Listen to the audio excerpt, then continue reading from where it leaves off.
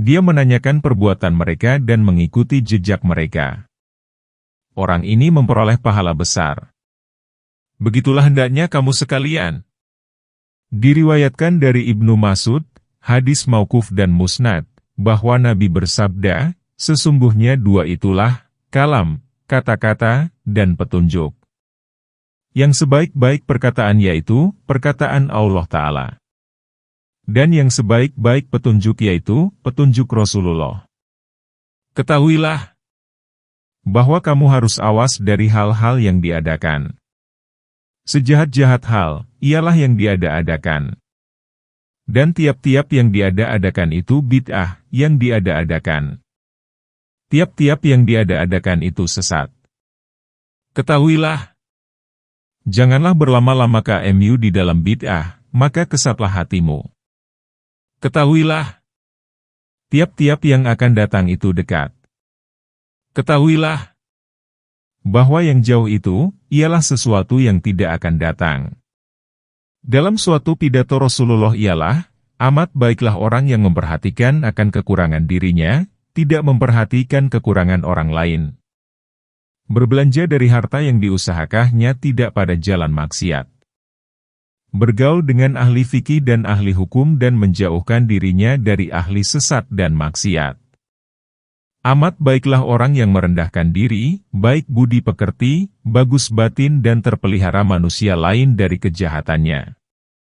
Amat baiklah orang yang berbuat menurut ilmunya, berbelanja pada kebajikan yang lebih dari hartanya, menahan yang tidak perlu dari perkataannya. Sunnah Nabi berkembang dalam dadanya dan tidak dibawanya kepada bid'ah yang diada-adakan. Ibnu Mas'ud pernah berkata, petunjuk yang baik pada akhir zaman adalah lebih baik dari banyak amal perbuatan. Dan berkata Ibnu Mas'ud pada tempat yang lain, kamu sekarang pada masa di mana orang-orang baik dari kamu bersegera dalam segala pekerjaan. Dan akan datang sesudahmu nanti suatu masa, di mana orang-orang baik dari mereka, teguh lagi berhati-hati mengerjakan sesuatu, karena banyaknya perbuatan diragukan yang diragukan halal haramnya. Memang benarlah ucapan Ibnu Mas'ud itu. Siapa yang tidak berhati-hati pada masa sekarang, lalu mengikuti saja orang banyak dan berkecimpung dalam perbuatan yang dikerjakan mereka, niscaya binasa sebagaimana mereka itu binasa. Berkata Huzaifah, yang lebih mengherankan dari ini, ialah perbuatan yang baik dari kamu pada hari ini adalah mungkar, keburukan pada zaman yang lampau. Dan yang mungkar dari kamu pada hari ini adalah baik pada zaman yang lalu. Sesungguhnya kamu senantiasa dalam kebajikan, selama kamu mengenal akan yang benar. Dan orang yang berilmu dari kamu, tidak meringan-ringankan yang benar itu. Sungguh benarlah Huzaifah. Memang kebanyakan perbuatan yang dipandang baik sekarang, adalah mungkar, keburukan pada masa para sahabat Nabi. Karena kebanyakan yang dipandang baik pada masa kita ini, ialah menghiasi masjid-masjid, membaguskannya, mengeluarkan harta banyak dalam pembangunan bahagiannya yang kecil-kecil dan membentangkan permadani yang empuk di dalamnya. Dan sesungguhnya terhitung dalam perbuatan bid'ah, yang diada-adakan, membentangkan permadani di dalam masjid. Dikatakan, itu adalah termasuk perbuatan yang diada-adakan oleh orang-orang yang mengerjakan haji. Adalah orang-orang dahulu itu, sedikit sekali yang membulat batas antara mereka dan tanah. Begitu pula, kesibukan dengan perdebatan dan pertengkaran dalam soal yang kecil-kecil, termasuk di antara ilmu yang paling mulia bagi orang zaman sekarang. Dan mendakwakannya termasuk di antara perbuatan yang terbesar untuk mendekatkan diri kepada Allah Ta'ala. Padahal itu, termasuk dalam perbuatan yang keburukan. Di antara yang keburukan juga mengubah-ubah bacaan Al-Quran dan adzan. Di antara yang keburukan juga, membanyakkan pemakaian air pada pembersihan diri, was-was, selalu ragu saja, waktu bersuci, menyangka sebab yang bukan-bukan mengenai najis kain, sedangkan dalam pada itu tidak mementingkan antara halalnya dan haramnya makanan yang dimakan. Dan begitulah seterusnya. Benarlah kiranya Ibnu Mas'ud yang mengatakan, kamu pada hari ini dalam zaman, di mana hawa nafsu mengikuti ilmu dan akan datang kepadamu nanti suatu zaman, di mana ilmu mengikuti hawa nafsu. Imam Ahmad bin Hanbal pernah berkata, mereka meninggalkan ilmu dan menuju kepada yang ganjil-ganjil, di mana ilmu itu tidak kurang pada mereka. Kiranya Allah menolong mereka dari keadaan itu. Berkata Imam Malik bin Anas, orang-orang pada masa dahulu tidak menanyakan tentang hal-hal ini, seperti yang ditanyakan orang-orang pada masa sekarang. Dan ulamanya tidak mengatakan yang haram dan yang halal, tetapi saya jumpai mereka itu menyatakan yang sunnah dan yang makruh. Artinya, mereka itu memandang kepada yang sehalus-halusnya dari perbuatan makruh dan sunnah. Sedang perbuatan yang haram keburukannya sudah nyata. Hisham bin Urwah pernah berkata, jangan engkau tanyakan mereka hari ini tentang sesuatu yang diadakannya oleh diri mereka itu sendiri. Karena untuk itu mereka telah menyediakan jawabannya. Tetapi tanyakanlah mereka mengenai sunnah sebab mereka tidak mengetahuinya. Abu Sulaiman ad-Darani pernah berkata, tidak sewajarnya lah bagi orang yang memperoleh ilham sesuatu kebajikan, lalu terus mengerjakannya, sebelum lagi mendengar hal itu pada para sahabat. Maka ia memuji akan Allah Ta'ala, karena ilham itu sesuai dengan apa yang ada pada dirinya. Abu Sulaiman mengatakan demikian karena pendapat-pendapat yang diada-adakan itu memang menarik perhatian dan melekat di dalam hati. Oleh karenanya, kadang-kadang mengotorkan kebersihan hati, lalu menyangka yang salah itu benar. Dari itu harus dijaga dengan hati-hati, dengan membuktikannya dengan para sahabat-sahabat Nabi. Karena inilah, tak kalah Khalifah Marwan mengadakan mimbar pada sholat hari raya di sisi tempat bersholat, lalu bangun Abu Sa'id al-Khudri seraya berkata, "Hai Marwan, bukankah ini yang diada-adakan?" "Tidak," menjawab Khalifah Marwan. "Ini tidak yang diada-adakan, tetapi lebih baik daripada yang Tuan ketahui. Sesungguhnya orang sudah banyak sekali. Maka maksudku supaya suara itu sampai kepada mereka." Menyambung Abu Sa'id, "Demi Allah, tidaklah sekali-kali kamu mendatangkan yang baik dari apa yang aku ketahui selama ini. Demi Allah, tidaklah akan aku bersholat di belakangmu hari ini." Sesungguhnya Abu Sa'id menantang Khalifah Marwan dalam peristiwa tadi, disebabkan Rasulullah dalam khutbah hari raya dan khutbah sembahyang meminta hujan, memegang busur atau tongkat, tidak atas mimbar. Pada suatu hadis yang terkenal tersebut, barang siapa mengada-adakan dalam agama kita sesuatu yang tidak di dalamnya, maka tertolak. Pada hadis yang lain tersebut, barang siapa membohongi umatku, maka atasnya laknat Tuhan, malaikat dan seluruh manusia. Lalu orang bertanya, "Ya Rasulullah, bagaimanakah orang membohongi umatmu?" Nabi menjawab, yaitu diada-adakannya sesuatu yang diada-adakan, lalu dibawanya manusia kepadanya, bersabda Nabi, "Sesungguhnya Allah Ta'ala mempunyai seorang malaikat yang menyerukan setiap hari, barang siapa menyalahi sunnah Rasulullah maka dia tidak akan memperoleh syafaatnya." Orang yang menganiaya agama dengan mengada-adakan sesuatu yang bertentangan dengan sunnah, dibandingkan dengan orang yang berbuat dosa, adalah seumpama orang yang mendurhakai raja dengan menjatuhkan pemerintahannya, dibandingkan dengan orang yang melawan perintahnya dalam suatu perintah yang tertentu. Perlawanan itu kadang-kadang diampuninya. Tetapi menjatuhkan pemerintahannya tidaklah diampuni. Berkata setengah ulama, apa yang dikatakan salaf ulama terdahulu, maka berdiam diri daripadanya adalah suatu kekasaran. Dan apa yang didiamkan salaf, maka membicarakannya adalah memberat-beratkan diri.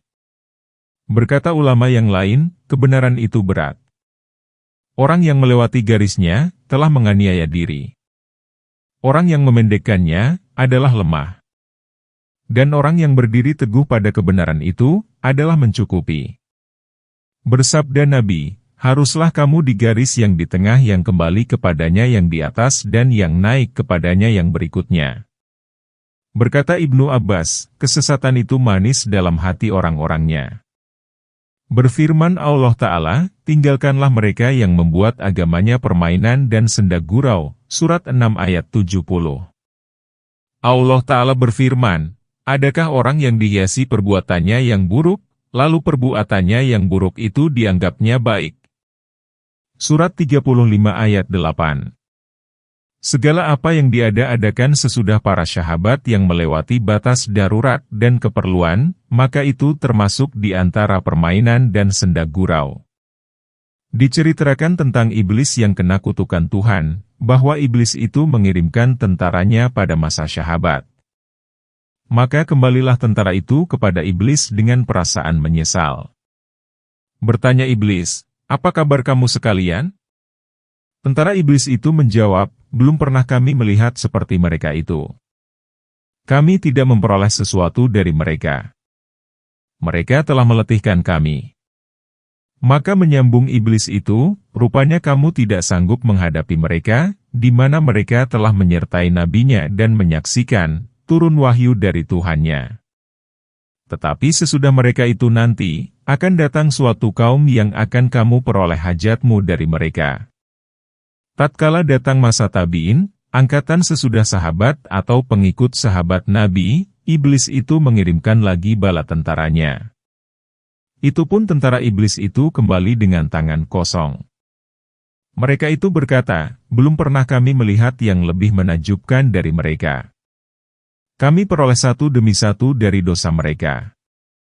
Tetapi apabila sore hari, lalu mereka bermohon ampun, bertaubat kepada Tuhan. Maka digantikan oleh Allah kejahatan mereka dengan kebajikan. Menyambung iblis itu lagi, kamu tidak akan memperoleh sesuatu daripada mereka, karena ketauhidan mereka itu benar dan karena teguhnya mereka mengikuti nabinya. Tetapi akan datang sesudah mereka nanti, suatu kaum yang senang hatimu melihat mereka. Kamu dapat mempermain-mainkan mereka dan mengajak mereka menuruti hawa nafsunya, menurut kemauan mu. Kalau mereka meminta ampun, maka tidak akan diampunkan. Dan mereka tidak akan bertaubat. Maka kejahatannya digantikan oleh Tuhan dengan kebajikan. Berkata iblis itu seterusnya, sesudah kurun pertama, maka datanglah suatu kaum, lalu bergeraklah hawa nafsu pada mereka dan berhiaslah mereka dengan perbuatan-perbuatan yang diada-adakan. Maka mereka itu memandang yang diada-adakan itu halal dan membuatnya menjadi agama. Tidak pernah mereka memohon ampun dan bertaubat daripadanya. Maka mereka dikuasai oleh musuh-musuhnya dan dihalaukannya kemana saja dikehendaki oleh musuh-musuhnya. Kalau Anda bertanya, dari manakah orang yang menerangkan tadi, mengetahui apa yang dikatakan iblis? Padahal ia tidak melihat iblis dan tidak berbicara dengan iblis tentang yang demikian itu. Maka ketahuilah kiranya, bahwa orang-orang yang mempunyai hati, terbuka bagi mereka segala, rahasia alam gaib, alam malakut, sekali dengan jalan ilham, dengan melintas datang kepada mereka dari arah yang tidak diketahuinya. Sekali dengan jalan mimpi yang benar. Dan sekali sedang jaga, tidak tidur, dengan jalan terbuka segala pengertian dengan menyaksikan contoh-contoh, seperti yang dalam tidur tadi.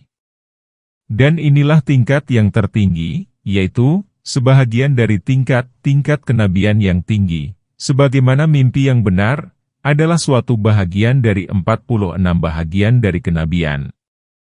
Maka hati-hatilah, bahwa ada bahagianmu dari ilmu ini, mengingkari apa yang melewati batas kesingkatan pahammu. Dalam hal ini, telah banyak binasa, alim ulama yang mengaku dirinya pandai, mendakwakan telah menguasai seluruh ilmu akal. Maka bodoh adalah lebih baik dari akal, yang mengajak kepada menantang seperti hal-hal tersebut, yang dipunyai wali-wali Allah. Orang yang mengingkari hal itu bagi wali-wali, mengakibatkan dia telah mengingkari nabi-nabi. Dan adalah ia keluar dari agama seluruhnya. Berkata setengah arifin, orang yang mempunyai ma'rifah kepada Allah Ta'ala, sesungguhnya telah habis orang-orang al-abdal, wali Allah yang datang ganti berganti, di segala penjuru bumi. Mereka bersembunyi dari mata orang banyak, karena tidak sanggup melihat ulama zaman sekarang. Karena mereka itu betul-betul sudah jahil terhadap Allah Ta'ala. Sedang mereka menurut pengakuannya sendiri dan pengakuan orang-orang bodoh, adalah ulama. Berkata Sa'id Tusturi, di antara maksiat yang terbesar, ialah tak tahu dia bodoh diri, memandang kepada orang awam dan mendengar perkataan orang lalai. Tiap-tiap orang, alim yang telah berkecimpung dalam urusan duniawi, maka tidak wajar lagi perkataannya didengar. Tetapi hendaklah dicurigai dari tiap-tiap perkataan yang diucapkannya. Karena tiap-tiap manusia itu berkecimpung pada apa yang disukainya dan menolak apa yang tidak bersesuaian dengan yang disukainya. Karena itu, berfirman Allah Ta'ala, dan janganlah engkau turut orang yang kami lalaikan hatinya dari mengingati kami dan diturutinya keinginan nafsunya dan pekerjaannya biasanya di luar batas. Surat 18 ayat 28.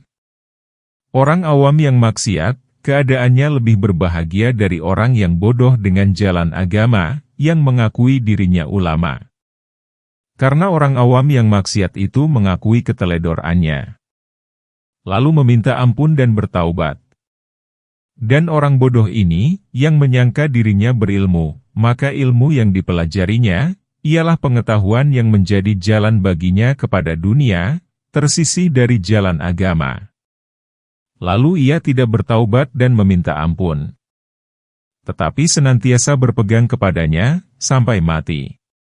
Dan apabila ini telah memenangi pada kebanyakan manusia, kecuali orang-orang yang dipelihara oleh Allah Ta'ala, dan putuslah harapan untuk memperbaiki orang-orang tersebut, maka yang lebih menyelamatkan bagi orang yang beragama, yang menjaga diri, ialah mengasingkan diri dan sendirian, sebagaimana akan datang penjelasannya pada kitab Uslah nanti insya Allah. Karena itulah Yusuf bin Asbat menulis surat kepada Huzaifah al-Marashi, yang isinya antara lain, apakah persangkaan Tuhan dengan orang yang tidak memperoleh seorang pun, yang tidak mengingati Allah Ta'ala bersama dia melainkan adalah orang itu berdosa, atau pembicaraannya adalah maksiat saja? Dan yang demikian, sesungguhnya dia tidak memperoleh temannya. Benarlah apa yang dikatakan Yusuf itu. Karena dalam bergaul dengan manusia, tidaklah terlepas dari umpatan atau mendengar umpatan atau berdiam diri atas perbuatan mungkar jahat. Keadaan yang sebaik-baiknya, ialah orang itu membuat ilmunya berfaedah kepada orang lain atau mengambil faedah dari ilmu yang ada pada orang lain. Orang yang patut dikasihani ini, kalau memperhatikan dan mengetahui bahwa memanfaatkan ilmunya itu kepada orang, tidaklah terlepas dari bercampur dengan ria, ingin harta dan jadi kepala, niscaya tahulah dia bahwa orang yang mengambil faedah dari ilmunya bermaksud menjadikan ilmu itu sebagai alat untuk mencari dunia dan jalan kepada kejahatan. Berdasarkan itu, maka adalah dia menolong ke arah itu, membantu dan menyiapkan sebab-sebab, seperti orang yang menjualkan pedang kepada perampok. Maka ilmu itu adalah seperti pedang. Kepatutannya bagi kebajikan, adalah seperti kepatutan pedang bagi perang. Dari itu tidak diperbolehkan menjual pedang itu kepada orang yang diketahui menurut keadaannya, mau mempergunakan pedang itu untuk merampok. Maka inilah 12 tanda ulama akhirat. Masing-masing daripadanya mengumpulkan sejumlah budi pekerti, ulama terdahulu, ulama salaf. Dari itu, hendaklah kamu menjadi salah seorang dari dua. Ada kalanya bersifat dengan sifat-sifat itu atau mengaku dengan keteledoran secara sadar. Awaslah, jangan engkau menjadi orang ketiga, maka engkau ragu kepada diri sendiri dengan engkau gantikan alat dunia dengan agama. Engkau serupakan perjalanan hidup orang-orang yang salah dengan perjalanan hidup ulama-ulama yang mendalam pengetahuannya. Maka termasuklah engkau disebabkan kebodohan dan keingkaran engkau, ke dalam golongan orang yang binasa dan putus asa. Berlindunglah kita dengan Allah dari tipuan setan yang menyebabkan orang banyak binasa. Kita bermohon kepada Allah Ta'ala semoga dijadikannya kita di antara orang-orang yang tidak ditipu oleh kehidupan duniawi, dan tidak ditipu oleh penipu pada jalan Allah. Bab ke-7, tentang akal. Kemuliaan akal. Hakikat makna akal. Bahagian-bahagian akal. Penjelasan tentang kemuliaan akal. Ketahuilah bahwa persoalan ini sebetulnya tidak berhajat untuk bersusah payah menjelaskannya. Lebih-lebih lagi sudah jelas kemuliaan ilmu sebelum dijelaskan kemuliaan akal ini. Akal adalah sumber ilmu, tempat timbul dan sendi ilmu. Ilmu itu berlaku dari akal, sebagaimana berlakunya buah-buahan dari pohon kayu, sinar dari matahari dan penglihatan dari mata. Bagaimanakah akal itu tidak mulia, sedang dia adalah jalan kebahagiaan di dunia dan akhirat? Atau bagaimanakah diragukan tentang kemuliaan akal itu, sedangkan hewan dalam kepicikan tamyiznya, sifat hewan dapat membedakan sesuatu, merasa kecut terhadap akal. Sehingga seekor hewan yang bertubuh besar, berkeberanian luar biasa dan bertenaga kuat, apabila melihat rupa manusia lalu merasa kecut dan takut. Karena dirasakannya manusia itu akan menggagahinya, karena keistimewaannya memperoleh helah dan daya upaya. Dari itulah bersabda Nabi, seorang syekh, kepala, pada kaumnya adalah seperti Nabi pada umatnya. Tidaklah yang demikian, karena syekh itu banyak hartanya, besar tubuhnya dan lebih kekuatannya. Tetapi adalah karena lebih pengalamannya sebagai hasil dari akalnya. Karena itulah Anda melihat, orang Turki, orang Kurdi, orang Arab dan orang-orang lain, meskipun tingkatannya mendekati dengan hewan, adalah dengan tabiatnya memuliakan kepala-kepalanya. Dari itu, ketika kebanyakan orang-orang yang ingkar mau membunuh Rasulullah, maka tatkala pandangan mereka jatuh pada Nabi dan gemetar mereka dengan sinar wajahnya yang mulia, lalu timbullah ketakutan di hati mereka. Kelihatan kepada mereka suatu yang bersinar gilang gemilang atas keelokan wajahnya dari nur kenabian. Meskipun itu adalah suatu kebatinan dalam diri Nabi sebagaimana kebatinannya akal. Kemuliaan akal itu dapat diketahui dengan mudah. Hanya maksud kami di sini hendak membentangkan hadis-hadis dan ayat-ayat yang menyebutkan kemuliaan akal itu.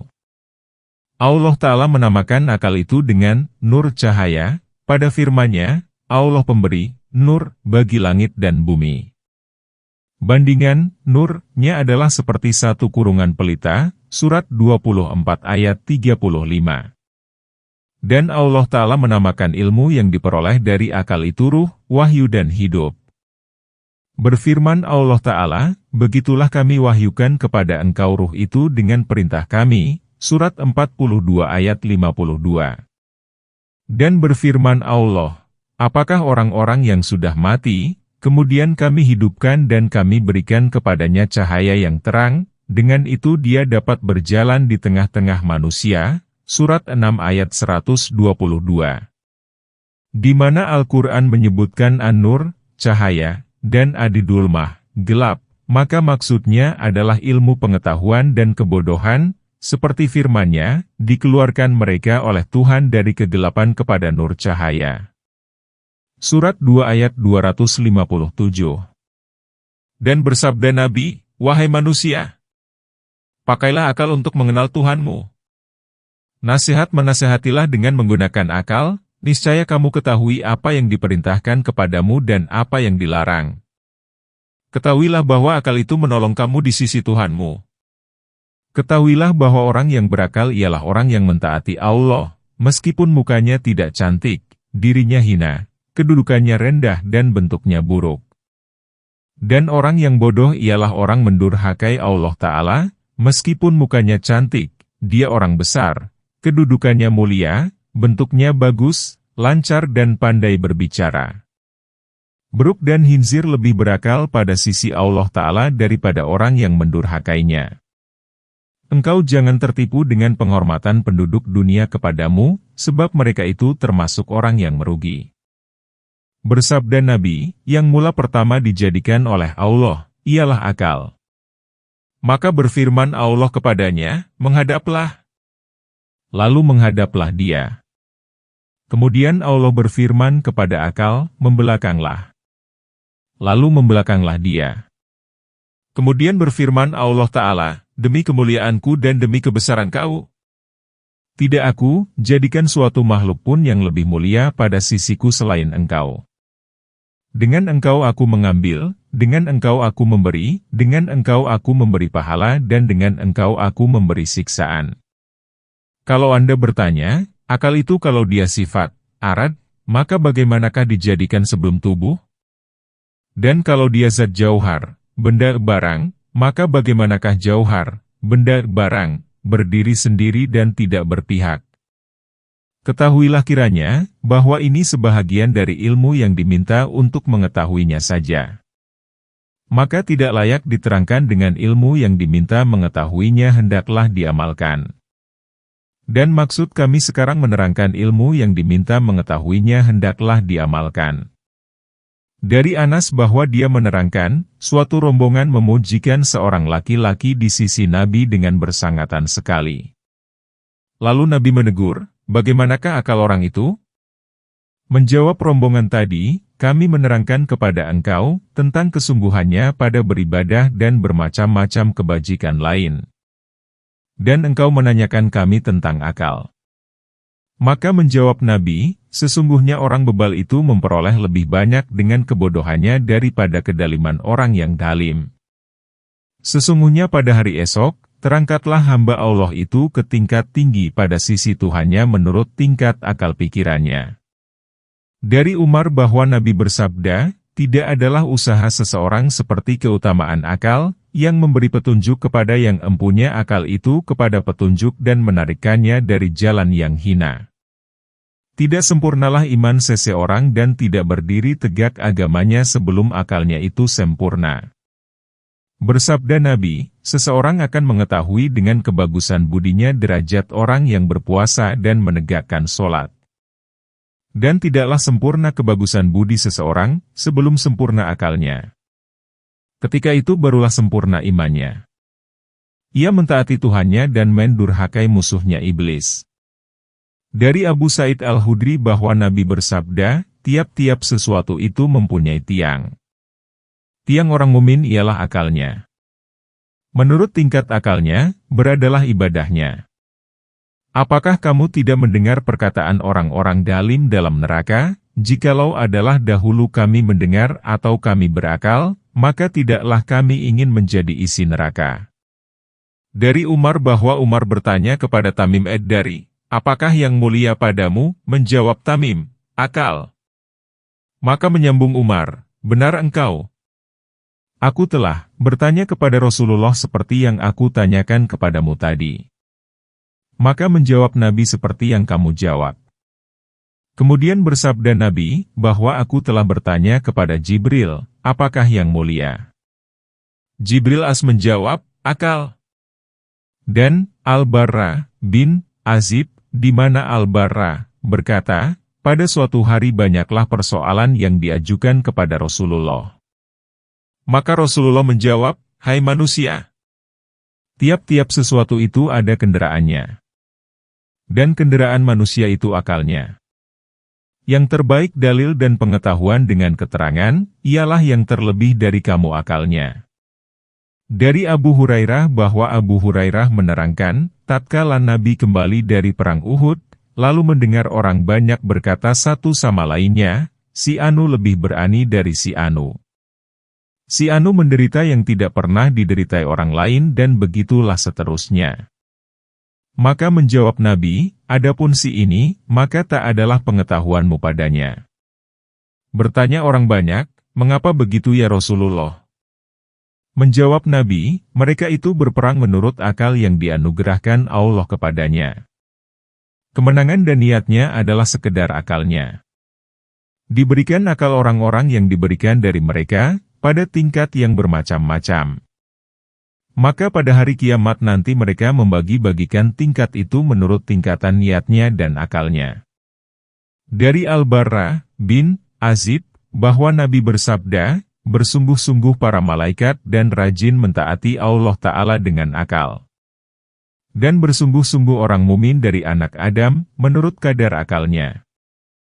Yang paling banyak berbuat amal dengan mentaati Allah, ialah mereka yang paling sempurna akalnya. Dari Aisyah bahwa, Aisyah mengatakan, aku bertanya, wahai Rasulullah, dengan apakah manusia memperoleh kelebihan di dunia? Menjawab Nabi, dengan akal. Lalu aku bertanya lagi, di akhirat? Menjawab Nabi, dengan akal. Bertanya aku lagi, bukankah mereka dibalas dengan sebab amalnya?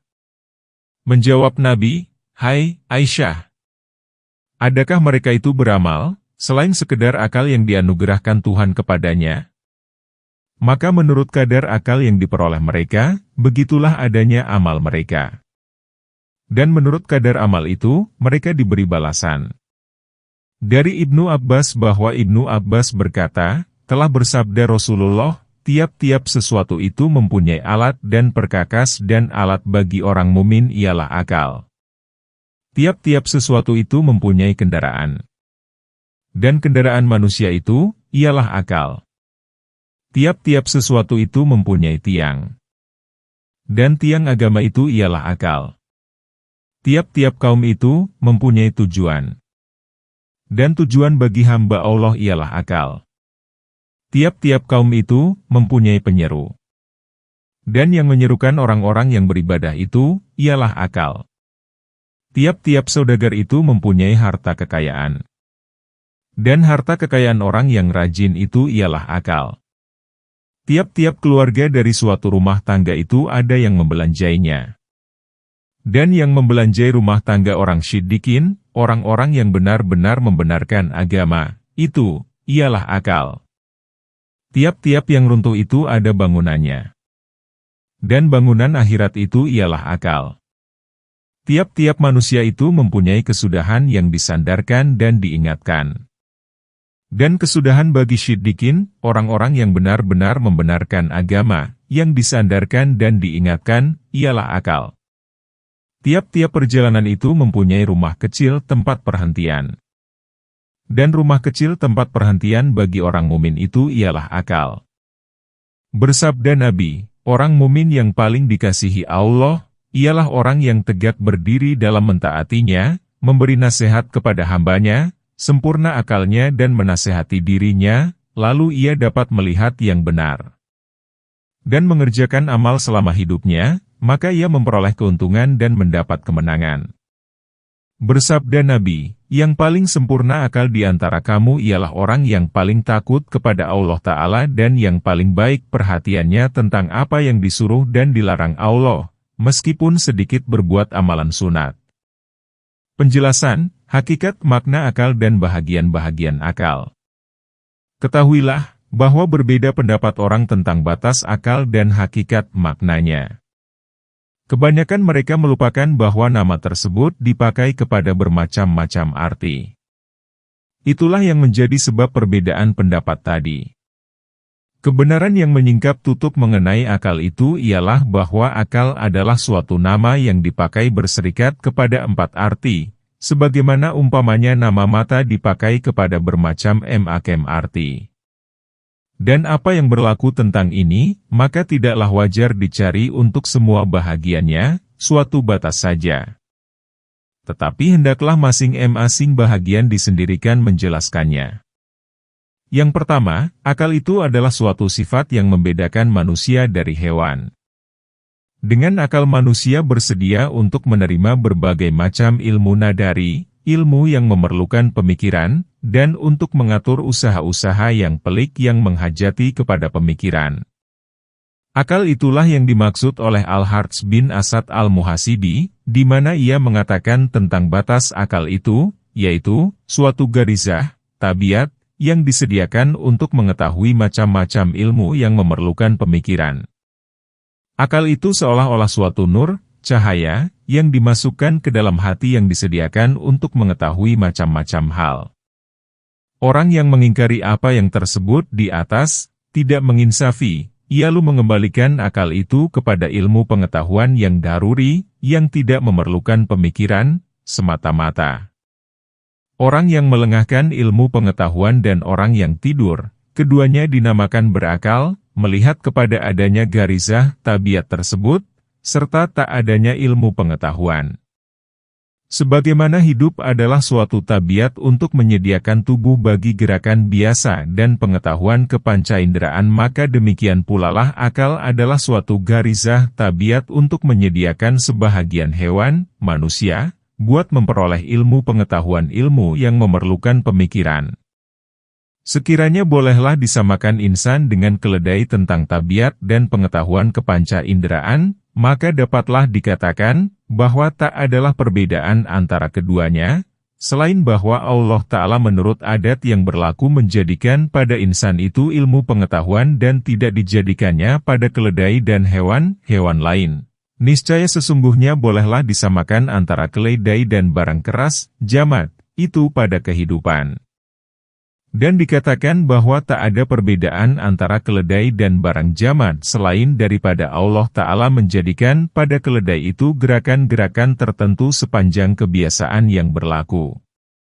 Kalau diumpamakan keledai itu benda keras yang mati, niscaya haruslah dikatakan bahwa tiap-tiap gerakan yang terlihat padanya, maka Allah Ta'ala kuasa menjadikannya pada yang keras itu, menurut tertib, pengaturan, yang kelihatan.